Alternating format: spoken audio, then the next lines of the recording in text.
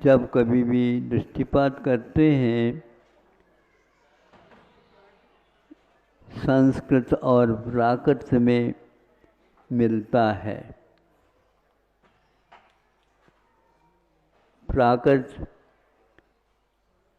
भाषा प्राचीन भाषा जन भाषा के रूप में ख्यात है।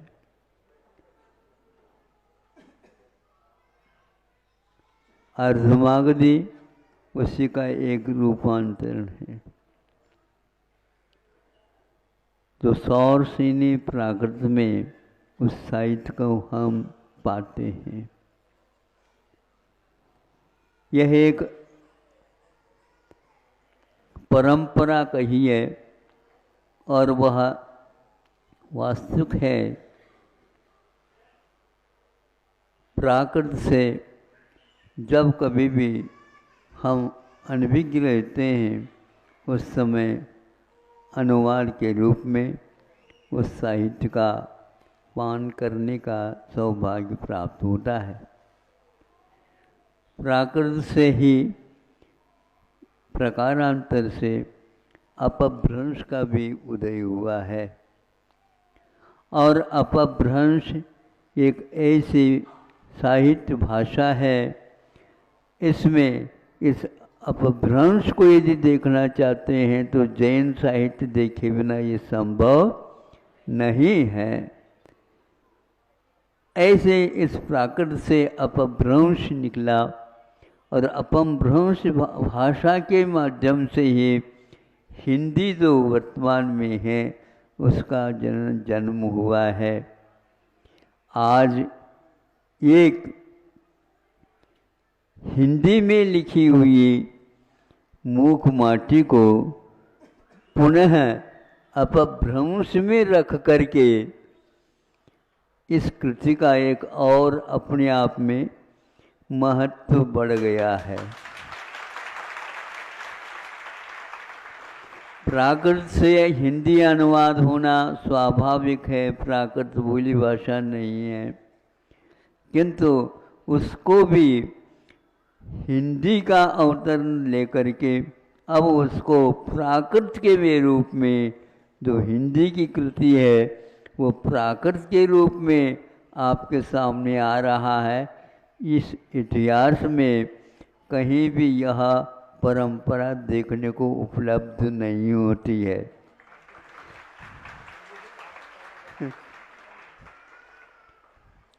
संस्कृत से हिंदी होना ये मूक माटी अभी और सुनने में आया है, जो हिंदी में लिखी गई है। एक कवि महोदय ने देनेतर हैं, किंतु उनको साहित्य के प्रति रुचि होने से उन्होंने उस हिंदी कृति को भी पुनः संस्कृत में रूप दिया है। ये सब साहित्यकारों का समय का सदुपयोग हुआ है। आज भी इन भाषाओं का आलोड़न, अध्ययन, अध्यापन, मंथन हो रहा है। इसको देख करके गुरुजी ने पहले कहा था, हमेशा हमेशा कायम रुकने वाला कूप नहीं होता, किंतु नदी प्रभाव की भांति उसका आगे आगे बढ़ना। किंतु इसमें आगे आगे बढ़ते हुए भी पीछे जननी को याद करके अपभ्रंश को वो अपभ्रंश में पुनः आ गई। यह हिंदी के लिए भी एक गौरव का विषय अपने आप सिद्ध होता है।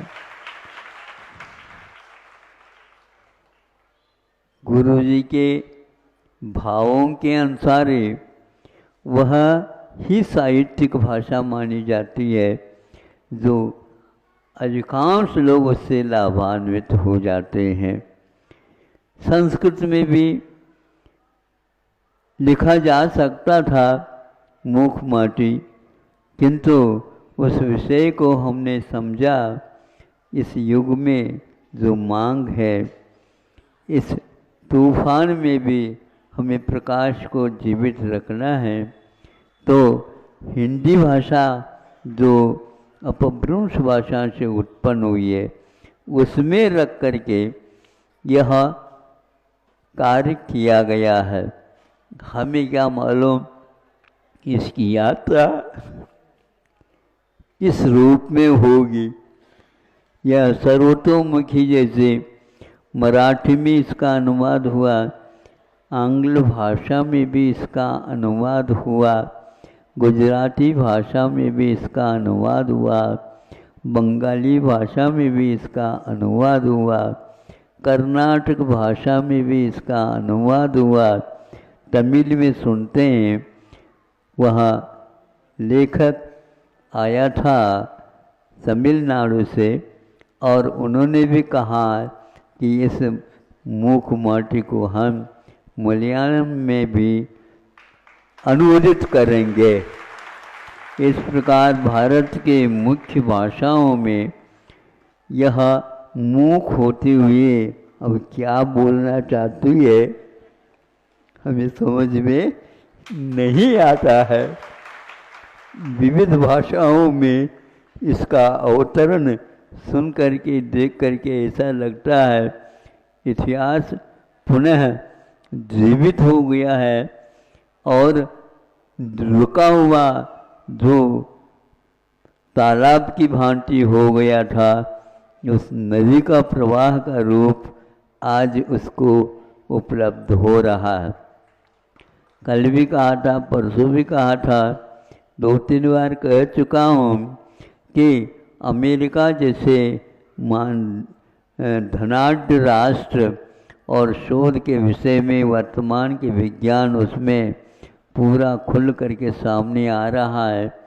उसकी दृष्टि जैन साहित्य, जैन चिकित्सा, जैन शिक्षा और जैनत्व को लेकर के जो कुछ भी कार्य हुआ है इतिहास में उसको बड़ी राशि लगा करके 400-450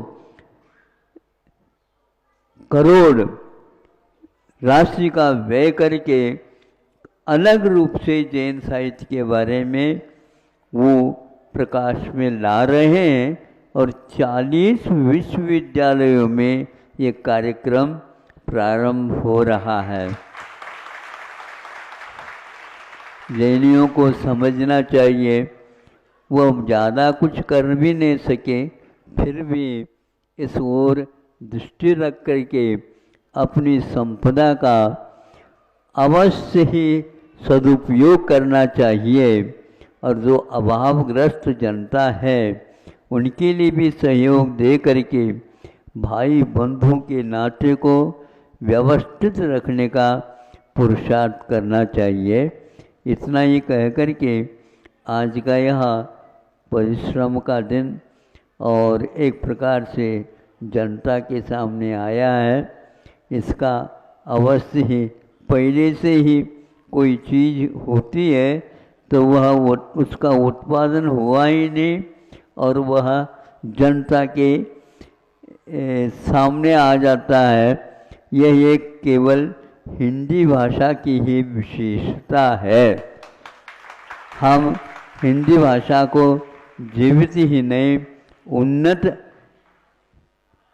अवस्था में देखने के लिए प्रतीक्षा कर रहे हैं और यह सब काम इस ढंग से वहाँ पर भी अमेरिका में हो रहा है, उसमें भी हिंदी की मुख्यता अवश्य रखी जाएगी और आप लोग इसी प्रकार अपने संतान को इन भाषाओं के माध्यम से इतिहास में जो कुछ भी मनन अध्ययन और साधना को भी रूप देते हुए साहित्यिक सेवा की है उसको पुनः जीवित, पुनः एक प्रकार से प्रवाहित कराने का प्रयास करें और उसके सार का अनुभव करने का भी अवसर प्राप्त करें।